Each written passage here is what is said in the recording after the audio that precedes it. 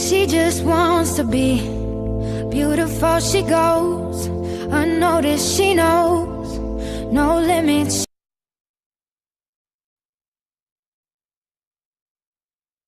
I was in school, I was bullied myself, and the degree that it was taken to was absolutely horrific. And I just remember thinking and feeling so alone because I didn't know why this was happening to me.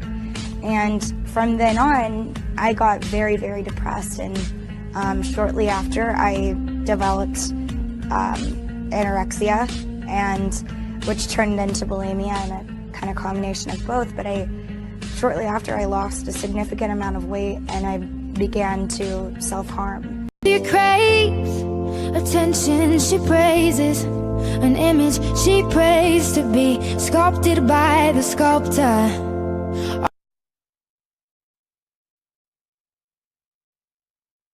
I know that I will be recovered at some point, but I think it takes a lot of work to get there, because it isn't like one day everything clicks into place. Things click and then things fall apart. It's a roller coaster. A lot of ups, a lot of downs, but at the end, I know it'll be worth it. It's the best decision I ever made. It's so worth it. It's so worth it. Every day is worth it. Happiness.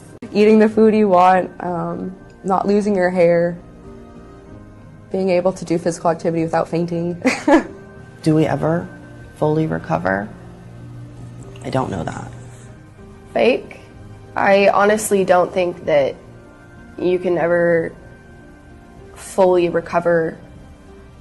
I think a full recovery is almost impossible because you're always going to have some sort of whatever you had in the past in your body still or in your mind. Awesome. It's hard. It's super hard. It's the hardest thing I've ever done in my whole life. But it's worth it. Recovery has given me so much of my life back. A rescue. Without recovery, there almost is no life for you. Is so possible.